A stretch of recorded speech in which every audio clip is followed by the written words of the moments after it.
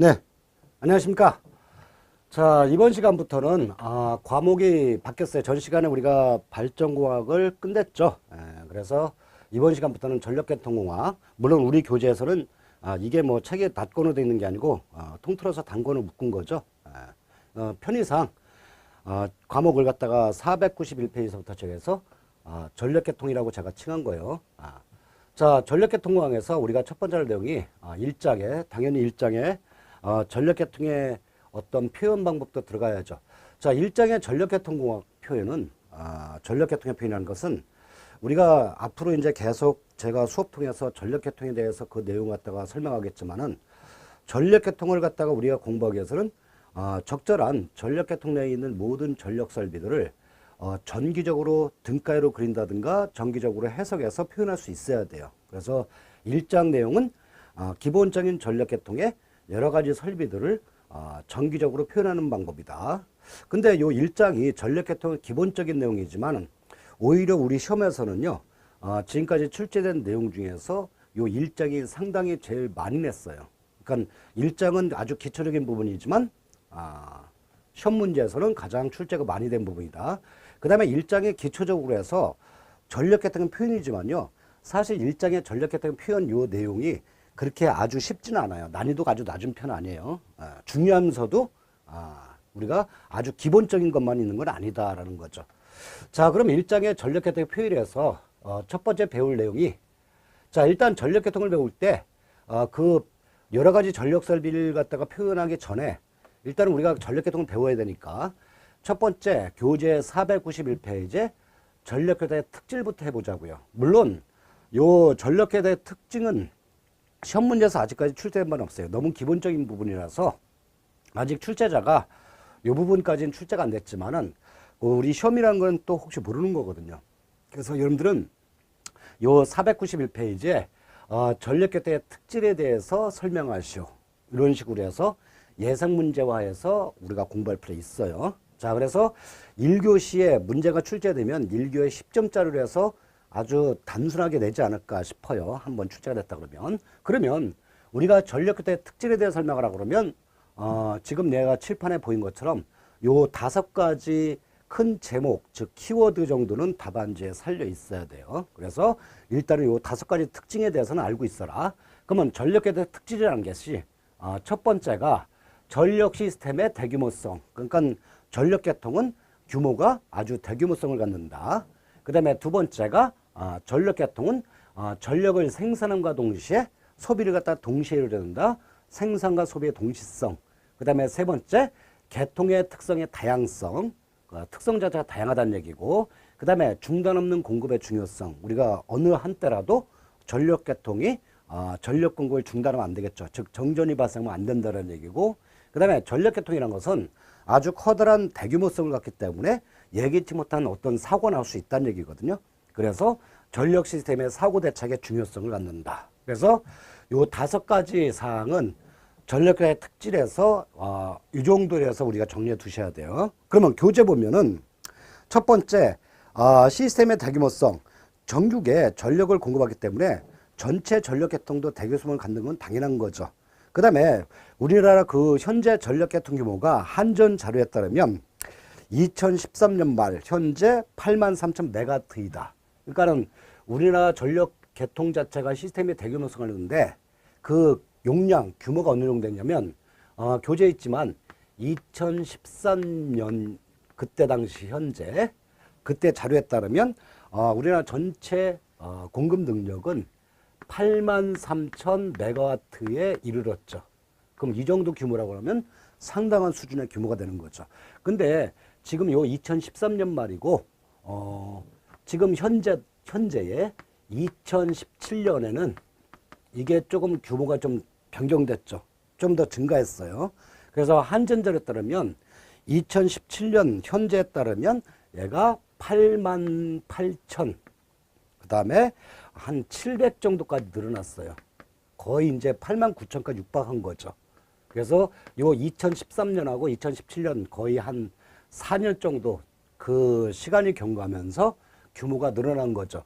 그러면 앞으로도 우리나라는 전력계통은 지속 성장형이다 라고 우리가 제가 설명할 수 있죠. 그러니까 여러분들 답안지에 이런 것도 설명할 수 있어야 돼요. 그러니까 어떤 선진국 대열에 선 나라들은 특히 뭐 유럽 그다음에 이런 나라들은 전력 개통이 거의 이제 성장이 끝났어요. 그러니까 유지 이제 상태가 되는 거죠. 그러니까 선진국들은 이제 전력 개통 규모가 증가를 갖다가 거듭해서 이제 더 이상 성장형은 아니고 유지형 형태로 갔거든요. 근데 아무래도 우리나라라든가 뭐 일본이라든가 어느 정도 개발도상국 이상 되는 그런 나라들은 앞으로도 이 전력 개통 규모는 지속 성장형에서 여러 가지 발전 설비나 송배련 설비를 갖다가 계속 확충을 하는 단계죠. 그래서 우리나라도 보면 수치 보면은 2013년 83,100화였다가 한 4, 5년 지나면 이런 추세로 이제 증가한다는 얘기죠. 그럼 우리도 앞으로는 한 5년 뒤에는 여기다가 요 차익을 갖다가 감안해 보면 그 우리나라 전력 개통 규모가 어느 정도 규모로 성장할지는 우리가 어느 정도 예상이 되죠.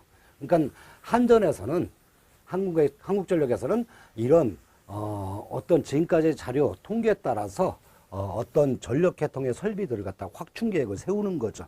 왜냐하면 우리나라 전력 개통 자체가 어떤 송전선, 배전선 아니면 발전소, 변전소를 갖다가 신규 건설할 때는요, 그 기간이 상당한 기간이 필요하거든요. 뭐 5년, 10년 이상 계획을 잡거든요. 그래서 이런 자료들을 이용해서 계속 개통 규모를 확충하는 거죠. 자, 그 다음에 두 번째, 생산과 소비의 동시성. 결국에는 우리가 전력 개통이라는 것은, 전력이라는 것은 어떤 다른 에너지 형태하고 달라서 전력이라고 하는 것은, 전기라고 하는 것은 그 에너지 그대로 형태로 저장 안 돼요. 아직까지 현재까지는 전기를 갖다가 어떤 저장한 설비가 아직 기술 개발이 안 된 거죠. 전 세계적으로 전기라고 하는 것은 일단은 대규모 저장이 안 된다. 그나마 이제 좀 전기 에너지를 저장하는 형태가 에너지를 갖다가 다른 형태로 바꿔서, 제가 발전과학 시간에 해드렸잖아요. 맨 마지막 시간에 우리가 전력 에너지를 다른 에너지 형태로 변환하는 거죠. 자, 그게 전력을 갖다 저장하는 형태가 발전과학 시간에 뭐 역학적 에너지 형태로 저장한다든가, 그죠? 이 역학적 에너지 저장 형태가 대표적인 예가 양수발전, 그죠? 그 다음에 뭐 플라이 휠, 운동 에너지, 뭐 그런 형태로 바꾸는 거죠. 그 다음에 두 번째가 어떤 에너지 형태요? 두 번째가 전자기 에너지 형태, 전자기적 에너지 형태로 저장해 두는 거죠. 이런 전자기 에너지 형태로 저장하는 게 바로 초전도 코일이잖아요. SM, ES라고 해서 제가 발전과학 시간에 해드렸죠. 역학적 에너지는 대표적인 게 양수발전 정도 되는 거고요. 자, 그 다음에 세 번째가 뭐 있었어요? 세 번째가 어떤 축열, 그죠? 열 에너지죠. 축열 에너지 저장 형태로 우리가 저장시키는 거죠. 여기에는 이제 잠열 형태로 에너지를 저장한다거나 아니면 현열 형태로 에너지를 저장하는 형태가 있는 거고, 그 다음에 네 번째가 이제 화학 에너지 형태, 화학 에너지 형태로 저장하는 게 또 있잖아요. 저장 방식이. 이 대표적인 예가 어떤 축전지 저장, 우리가 일명 ESS, 그죠? 에너지 스토리지 시스템에서 우리가 축전지 형태로 에너지 저장하는 거잖아요. 그러니까 결국에는 전력 에너지라고 하는 것은, 전기 에너지는 이렇게 네 가지 형태로 그 에너지 형태를 잠시 형태를 바꿔서 저장하는 정도지, 전기 에너지 자체를 갖다 대규모로 직접 저장하기는 곤란하다는 얘기예요. 그런 이유 때문에 우리나라 전력 개통은 생산과 더불어 소비를 동시에 이루어야 된다. 자, 그 다음에 세 번째가요. 개통 특성의 다양성. 자, 우리가 개통에는 유유전력과 무유전력이 있는데, 유유전력은 발전소나 배전선이나 부하나 어느 곳이든 변전소든 주파수 변동이 똑같아요.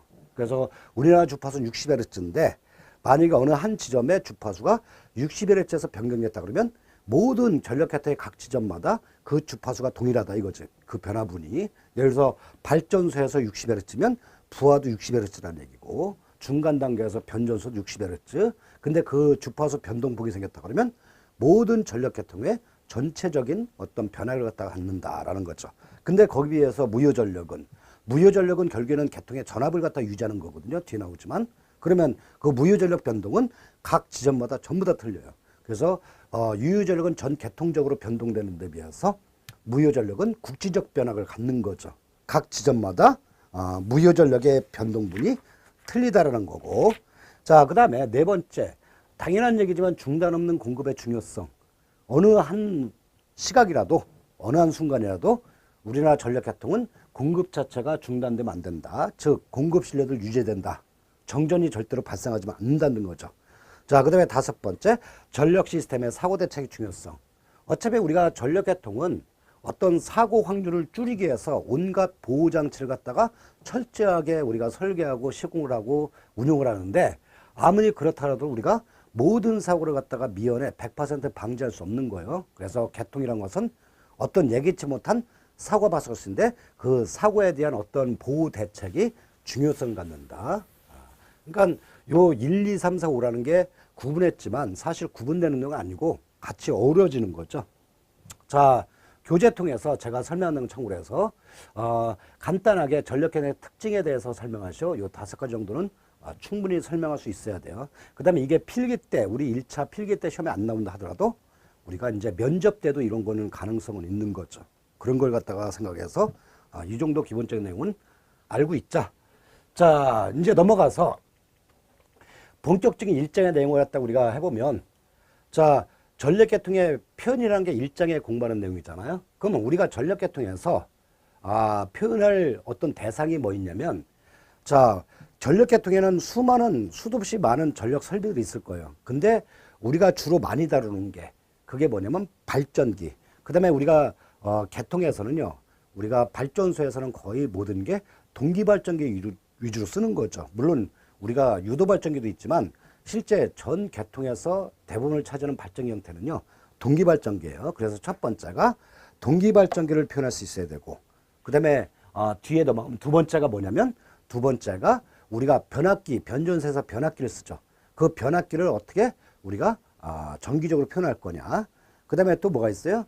우리가 뭐 송전선도 있고 배전선도 있죠. 근데 송전선, 배전선은 우리가 송전 시간에, 배전 시간에 제가 공부를 해드렸잖아요. 그죠? 그래서 송전선, 배전선 표현은 우리가 송전 시간에 했던 거고, 그 다음에 뭐 어떤 조상설도 있을 테고, 그 다음에 부하도 있을 거예요. 그 부하도 표현할 수 있어야죠. 자, 그러면 그렇게 여러 가지의 전력 계통의 설비들을 적절하게 표현하는 게 첫 번째가 동기발전기 표현이에요. 자, 그러면 동기발전기를 우리가 어떻게 표현할 거냐?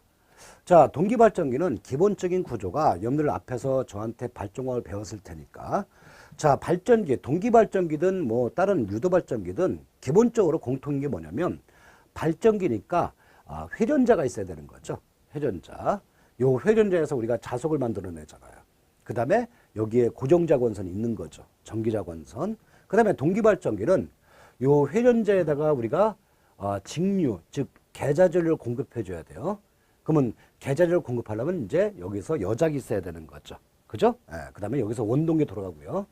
요 원동기는 이제 터빈 말하는 거고, 여기 사이에 이제 우리가 여작이, 익사이터가 있는 거거든요.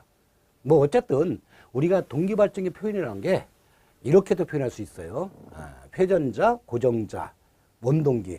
그 다음에 원동기가 적절하지 못하면 우리가 여작이 이렇게 바꿔도 괜찮아요. 익사이터. 뭐 이렇게 바꾸는 것도 적절한 표현일 수 있죠. 그래서 여기서 계자줄 IF 공급하는 거지. 자, 그러면 이 기본적인 여작이는 이쪽에 있는데, 그죠? 여작이 이쪽에 있어요. 여기는 원동기고 여작이 이쪽에 있네. 자, 그러면 동기발전기란 게 여기 회전자 있죠. 기본 구성이. 그 다음에 고정자 있어요. 그 다음에 여기에 여작이 있는 거죠. 그렇죠? 그러면 이 동기발전기를 우리가 계통해서 이제 전기적 수식으로 다루기 위해서는 이 동기발전기의 실제 구조를 어떻게까지, 어느 정도까지 표현할 거냐 이거지. 자, 근데 가만히 보면은 이 여작이가 있는 것은 요 회전자에다가 우리가 계자전류 IF를 공급하기 위해서 이제 여작이 있는 거고, 그러면 요 회전자 내부에는 이렇게 어떤 회전자 권선이 있을 거 아니야. 계자 권선이 있는 거죠. 그럼 여기서 자석을 만들어야 된단 말이야. 그래서 이 자석을 갖다가 받아서 고정자에 있는 권선, 즉 전기자 권선에서 바로 출력을 갖다 내는 부분이거든요. 그러면 발전기는 요 회전자 권선하고 여작이는 어차피 자석을 만들기는 회로니까 실제로 이 발전기에서 출력을 낸 부분인 고정자거든요. 그러면 이 동기발전기를 우리가 가장 다루기 편한 방법은 뭐냐면 회전자하고 여자기는 자석을 내는 부분이고 실제로 출력을 내는 부분은 고정자니까 즉 전기자다 보니까 이 전기자만 바로 표현하면 되겠더라 이거죠. 그 방법이 교재에 493페이지 보시면은 일반적인 동기발전기 등가회로 그냥 동기발전기 이거의 등가회로. 자 그러면 동기발전 등가회로는요 간단한 거죠. 요 회전자하고 여자기는 빼버리는 거예요. 왜냐면 회전자하고 여자기는 어차피 우리가 자석을 내서 전기자에다가 출력을 내는 걸 도와주는 부분이다 보니까 회전자하고 여자기는 실제 동기발전의 직접적인 등가회로는 표현이 안 돼요. 생략한다는 얘기죠. 그럼 우리는 결국에는 고정자야. 그러면 고정자에서 생각해 보세요.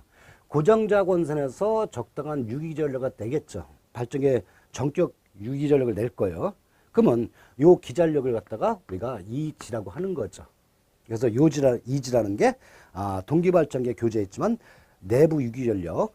근데 요 동기발전기 등가회로가 교재에서 그 493페이지의 그 상단 그 그림 3 위치에 있어야 되는데 좀 밑으로 갔어요. 그거 좀 수정 좀 해주시고요. 그 다음에 이 전기자 권선은 뭐가 있어요? 이 전기자 권선 안에는 당연히 권선이다 보니까 내부의 저항이 있겠죠. 그 내부의 저항을 교재에서 뭐라고 했냐면 R, A 그 다음에 또 전기자 권선은 리액턴스가 있을 거 아니에요. 그죠? 그 리액턴스를 J의 X. 그래서 동기발전기 등가회로 표현은 이 정도로 해서 아주 쉽게 나오는 거죠. 자, 그 다음에 이 부분은 요 사이에서 전압강가 있을 거 아니에요? 그죠? 여기서 이렇게 전류가 흐르면서 전기장에서 전류가 흐르면서 전압강가 발생할 테니까 요 단자 측의 전압은 동기발전기의 단자 전압 ET 값은 당연히 EG보다는 작아지겠죠. 자, 우선 동기발전기 등가회로는 이렇게 표현할 수 있는 거예요. 그러니까 요 동기발전기 등가회로가 결국에는 요 전기자 권선 요 부분을 갖다가 이제 표현한 거죠. 그죠? 요 부분을. 회전자고 여자기는 동기발전기 등가회로 예상에서 빠져버려요. 자, 그래서 동기발전기 등가회로인데 여기서 끝내면은 상당히 단순한 내용이죠. 동기발전기를 이렇게 쉽게 표현할 수 있다는 얘기죠. 근데 여기서 동기발전기에 좀 약간의 고유한 특성이 있어요. 그게 뭐냐면 동기발전기는 뭐 변압기라든가 송전선로 같은 거하고 달리 동기발전기 회전기란 말이야. 그죠? 그 다음에 여기에 회전자들이 고정자가 있어요.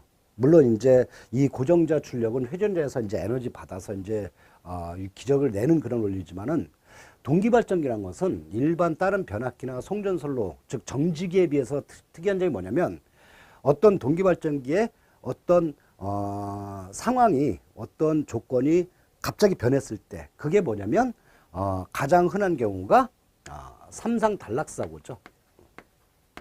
삼상 단락사고 시, 즉 요 발전기 단자에서 단락사고가 발생한 거죠. 그 삼상 단락사고 발생했을 때 이 동기발전기는 상당한 변화 상태를 겪더라 이거지. 변화 상태가 나오는 게 동기발전기의 아주 고유한 특성이에요. 그러니까 동기발전기만의 고유한 특성이란 말이에요. 그래서 이거 갖다 우리가 과도 현상이라고 하거든요. 과도 상태, 과도 현상. 그럼 회로 때 배웠던 과도 현상이죠.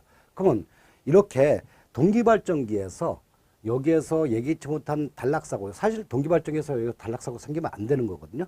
이렇게 동기발전기의 단자에서 단락사고가 갑자기 생겨버리면 이 발전기 입장이면 아주 상당히 심한 과도 현상이 생긴다는 얘기거든요. 그러면 교재에 있지만은 그 490의 중간쯤 보면은 이렇게 단락사고 생기면서 갑자기 전류가 변하는 상태.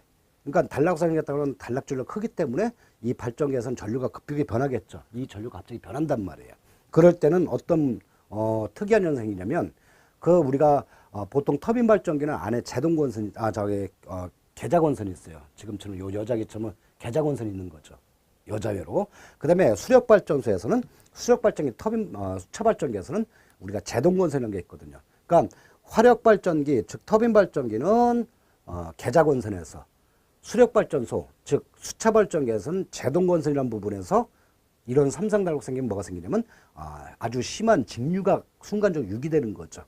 그러다 보니까 요 직류라고 하는 것은 여기 저항은 크게 영향을 안 받는데 요 지금 리액턴스 X는요. 우리가 리액턴스 X는 유도성 리액턴스니까 X는 2파이 FL이죠.